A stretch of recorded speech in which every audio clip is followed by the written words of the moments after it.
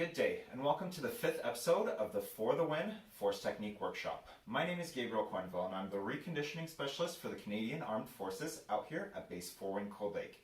I'm a clinical exercise physiologist certified through the Canadian Society of Exercise Physiology.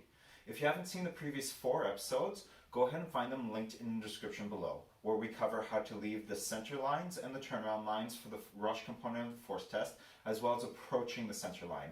Today, we'll be covering how to approach the turnaround line of the rush component of the force test, and it's going to be very similar to approaching the center line.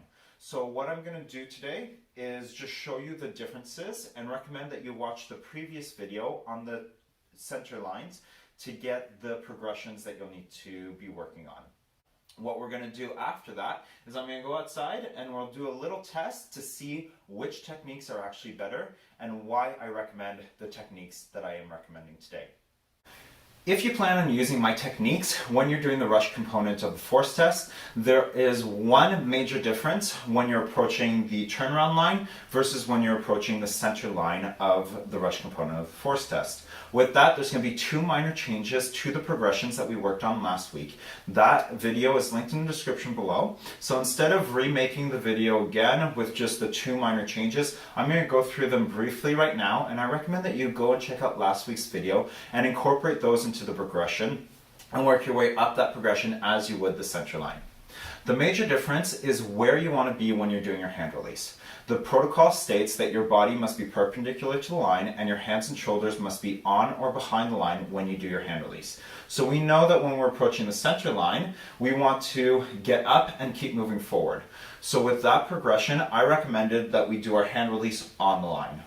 When we're approaching the turnaround line, however, we want to get up, turn around, and change directions. So why not start moving in that direction when we're getting down into our hand release? The protocol says that our hands and shoulders must be on or behind the line. So let's choose the behind the line option. As we go down to touch the line with our foot, and then we swing our body back into the hand release position. Let's be as far away from that line as possible so that we can get up and start running back in the direction that we want to be. So the first minor change that is going to happen in the progression starts at progression number 4. If you remember, progression number 4 from last week is standing tall. We're going to go in and touch that line in a side step or a Cossack squat, and then we're going to reach our hands down towards the line. The change is going to be where we're reaching our hands. We're going to reach our hands towards that back foot. So in the first part of progression number 4, we come in here and then come down to the ground. Then, as you get more comfortable with that, you're going to swing your foot in and come down in one swift movement. Once you're comfortable with that, feel free to move past that progression to the next progressions, where we're adding the second minor change in this technique. As you're walking or running or sprinting, approaching that line, you always want to be touching the floor near that back foot, so that when you pivot behind, you're going to be further away from that line. The second change is that you have the option to actually slide your body back as you do your hand release, which I'll demonstrate right here. We're going to walk, run, or sprint into the line depending on what progression you're on. You're going to come in, touch that line, hands towards that back foot. Then as you swing your foot back behind your body, push your body back and do your hand release here. Then come back up and do either your foot pivot or your knee pivot. So that's it for this progression. Nice short and quick video. So I decided, let's go outside and really test this technique. And welcome to my backyard. Please don't make fun of how patchy my grass is. This is a safe space, no judgment. Okay, so what are we doing here? Well, the first thing that I want to do is I want to show you guys how the technique of touching from standing up, coming down, and then jumping your feet forward before you turn around is going to be slower than the technique that I'm recommending, either using the foot pivot or the knee pivot.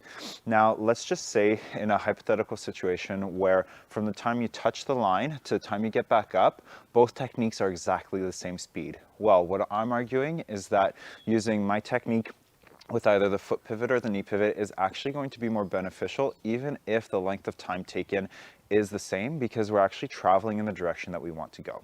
So I have my two shoes here that are going to help me out to visually explain to you guys how this technique is going to be faster. So let's say we're coming here, touching, coming down, doing our hand release by the mat, and then jumping our feet forward.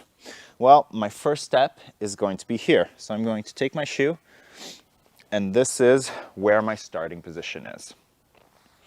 Now let's say we do my technique incorporating either the knee or the foot pivot. I prefer the foot pivot, so that's what I'm going to do here in this example, and using the foot touch that I was explaining earlier in this video. So we're coming in, touching, doing our hand release back here, and then coming up and doing our foot pivot. I'm starting my run here.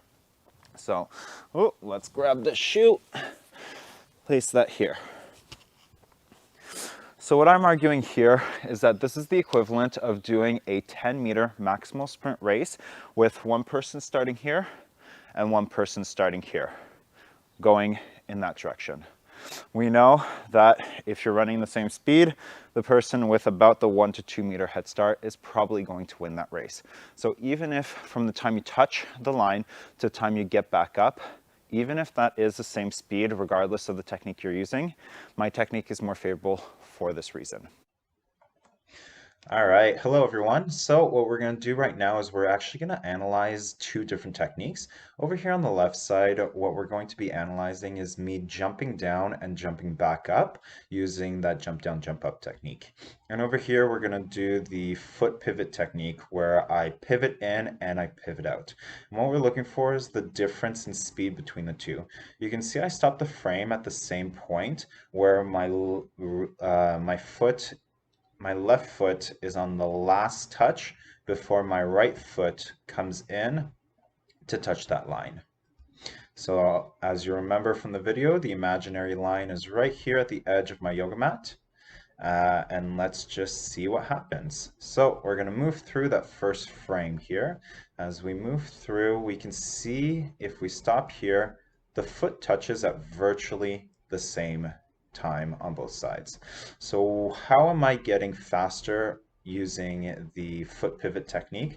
Well, what you'll notice here is look how low my chest is and how my arms are already reaching for the floor.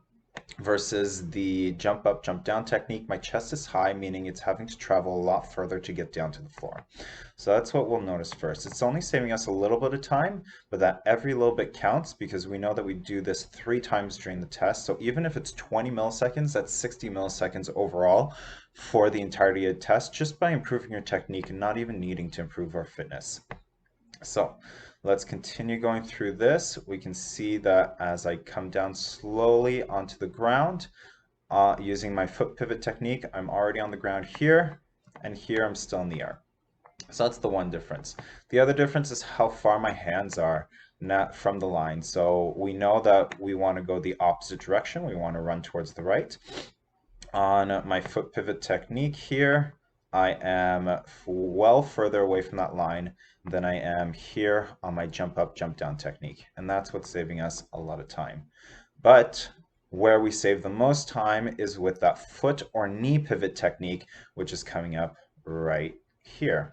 As I'm coming up on that right side, slightly in front of what I'm doing on the left side, just because getting down is a little bit faster as we saw.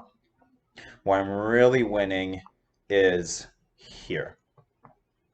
You can see how with that foot pivot, I'm already facing forwards, whereas with the jump up, jump down technique here, I'm still facing back. So I still haven't even turned around yet. The next thing I want to draw your attention to is that distance here where that front foot is from that imaginary line. So on my foot pivot technique, my front foot is significantly further away from that imaginary line that I drew with my yoga mat, meaning that I'm only going to have to take one additional step to get out of this frame. I'm that much closer to getting to the center line for my next touch and up. Whereas here, you're going to see that I'm going to have to take 2 additional steps. And that's where that foot pivot technique really is that game changer versus that jump up, jump down technique. So I'm going to draw your attention to that right screen right here, where we're going to see how as I draw forwards, we do 1 step and I'm out of the frame. And here I've done my first step, I'm still in the frame.